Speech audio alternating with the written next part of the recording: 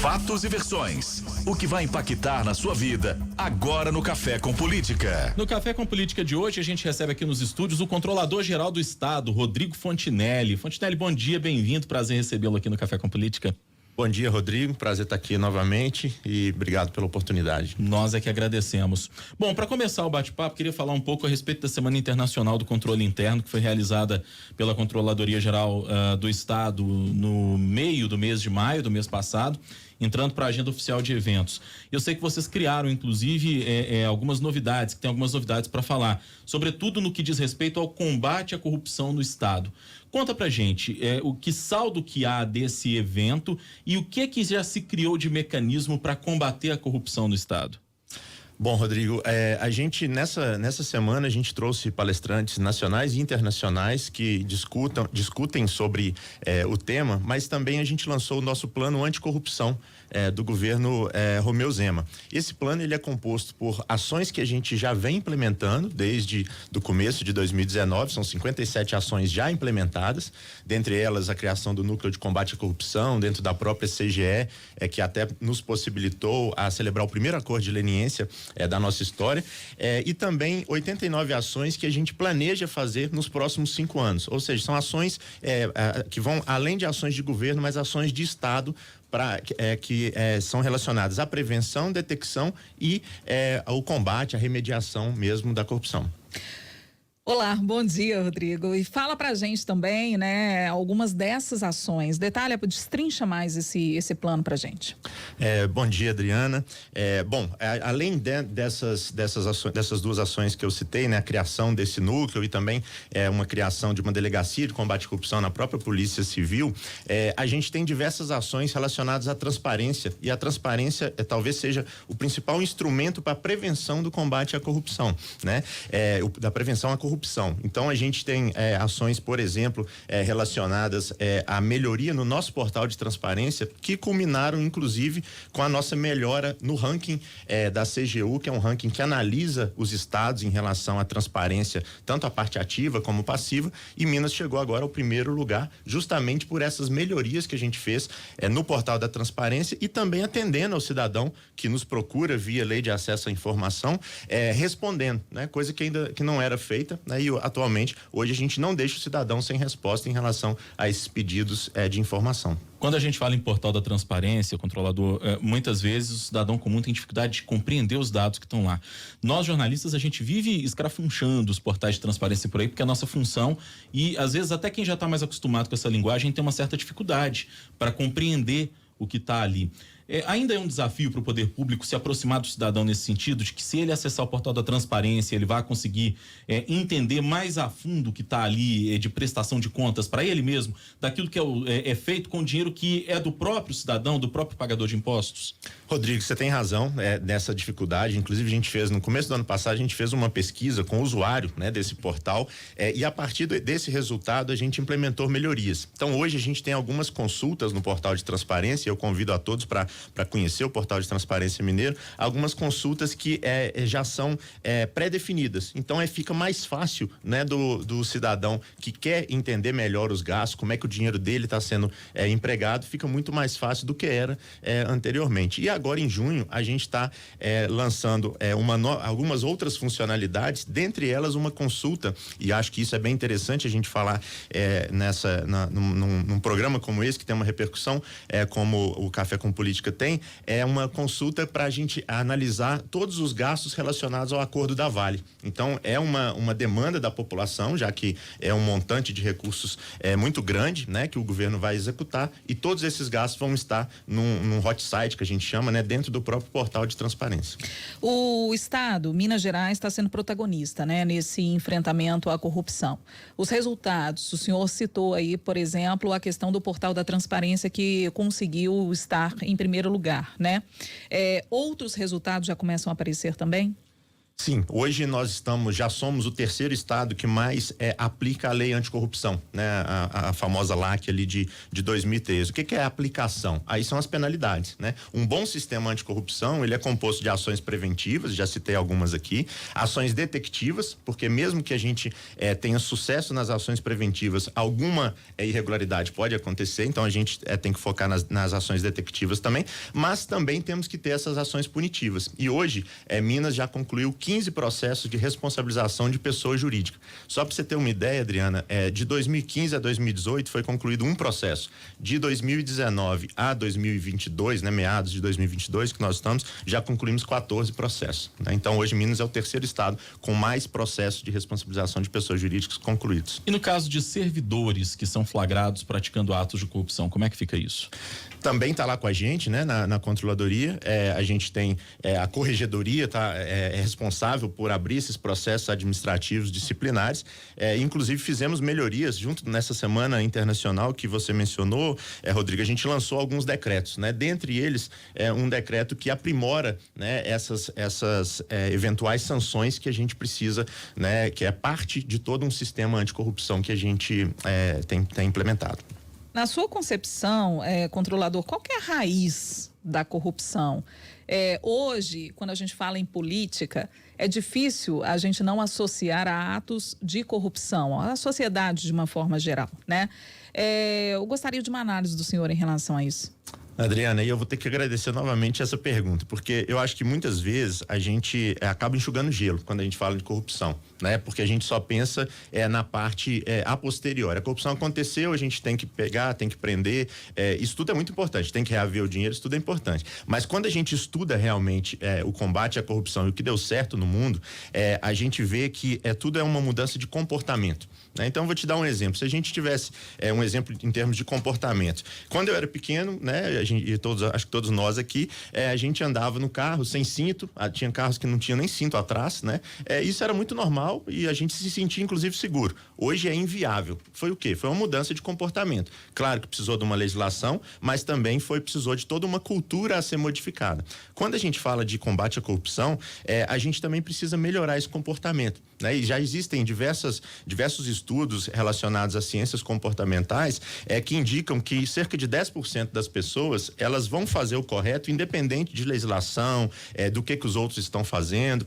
Outros 10, 15% também vão fazer, só que é o incorreto, independente também de punição, etc. Ele sempre vai tentar cometer irregularidade, mas a grande maioria ela vai conforme o ambiente que ela está inserida. Então, se a gente consegue melhorar esse ambiente de confiança, esse ambiente de realmente uma cultura de integridade, como a gente chama, a gente começa a tratar na raiz do problema, como você falou. E é claro, a gente vai parar de enxugar gelo, mas isso demanda talvez umas décadas, demanda um comportamento, né? Quando a gente vê Dinamarca, que hoje é o país com uma melhor índice de percepção contra a corrupção, Singapura, todos eles trabalharam em modificação de cultura e não apenas na questão punitiva. E quando o senhor fala isso, controlador, a gente está falando que a mudança de cultura ela não passa apenas pelo agente público, pelo político, pelo servidor que é concursado ou que está num cargo de confiança, mas ela passa pela mudança de cultura da sociedade como um todo, né? O papel de todos nós. A cultura do Brasil, ela é permissiva com a corrupção. Então, para que a gente possa atingir essa mudança de comportamento, o que é preciso fazer? O que a gente precisa perseguir de caminho para que a gente possa chegar a um ponto em que as pessoas entendam que a corrupção é um mal que muitas vezes começa com elas? Eu já dei aqui algumas vezes o exemplo de que aquilo que a gente às vezes critica de corrupção, que a gente vê em Brasília muitas vezes, é uma repercussão da vida que nós aqui no andar de baixo levamos e que começa às vezes em pequenas ações. É o desrespeito à vaga do idoso, que é preferencial, é o furar fila, é o receber um troco para mais e que você deixa passar. Parecem ações pequenas, mas que fazem parte da nossa cultura, do nosso cotidiano, e que quando às vezes esse mesmo cidadão ele chega a um espaço de poder lá em cima, ele pratica isso, mas com a vida de todos nós e com quantias que são muito mais vultuosas porque envolve dinheiro público. O que é preciso fazer para que a gente construa essa cultura para além do meio político, mas que todos nós possamos atuar nessa frente? Eu morei em Brasília 10 anos e lá o pessoal que nasceu lá mesmo, né? Quando é criticado, né? O pessoal fala muito de Brasília e fala, olha, Brasília é um extrato da população, né? Então você foi preciso, Rodrigo, que a gente precisa mudar as nossas ações individuais para a gente começar realmente a mudar e chegar um momento que a gente vai mudar os nossos governantes, os políticos que nos representam. E para isso a gente entender que a gente consegue, a gente pode sim fazer parte dessa luta. E aí vale um número interessante, até relativamente recente. Foi feita uma pesquisa na América Latina como um todo, e o Brasil, Adriana, é o país que mais, 82% da nossa população acredita que ela pode combater a corrupção. É o país, por mais que a gente tenha, né, um índice de percepção de corrupção muito ruim no índice da Transparência Internacional, somos o 96º, mas o brasileiro é o país, é o povo que mais acredita que ele individualmente pode fazer a diferença nesse combate à corrupção. Então, basta a gente realmente colocar em prática essas nossas ações. Você citou várias delas e, por vezes, a gente na teoria de corrupção, a gente usa uma palavra que chama racionalização.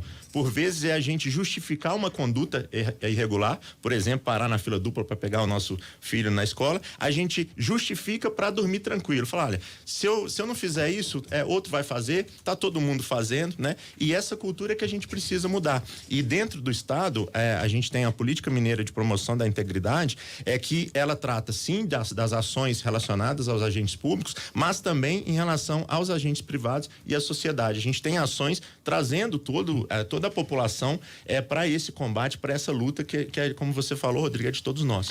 Controlador, a gente está caminhando para o finalzinho da entrevista, mas eu queria tocar num outro assunto. Esse número me surpreende, esses 82% que o senhor cita, porque de certa forma o senso comum nos diz o seguinte, que as pessoas às vezes se acostumaram com esses atos de corrupção, né? Todo mundo é corrupto, não tem ninguém para votar, porque todo mundo é tudo igual, né? Corrupto do mesmo jeito. Como mudar essa percepção e como que a sociedade pode, né, ser protagonista nesse combate à corrupção, essa prevenção e tudo mais? Lembrando que a gente está em ano eleitoral, eu acho que essa discussão é muito importante. Sim, Adriana, eu sempre uso uma diferenciação entre a gente ser ético e a gente ser íntegro, né? A gente ser ético é basicamente a gente não aceitar corrupção, né? Trazendo a questão ética para o nosso tema aqui de hoje.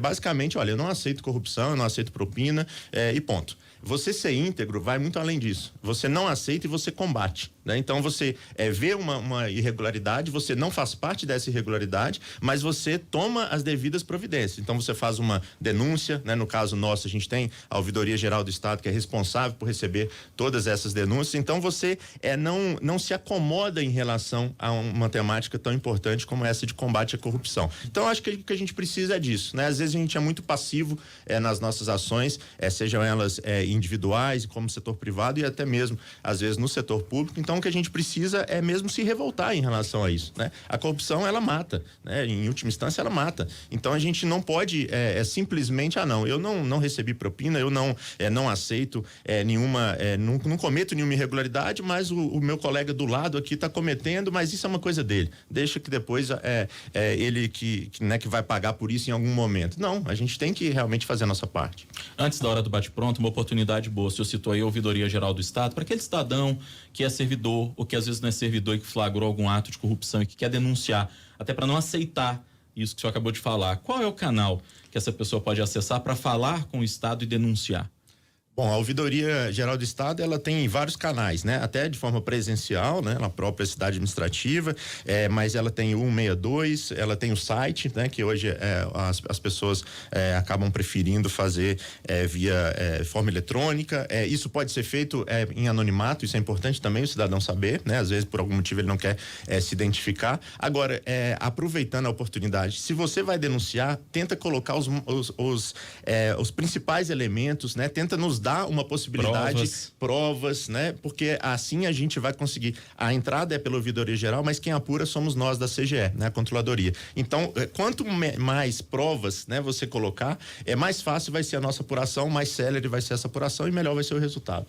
Hora do bate-pronto. No Café com Política, hora do bate-pronto. É o nosso quadro de ping-pong, vamos dizer assim, tá, controlador? Perguntas objetivas, respostas também. Para começar, a corrupção.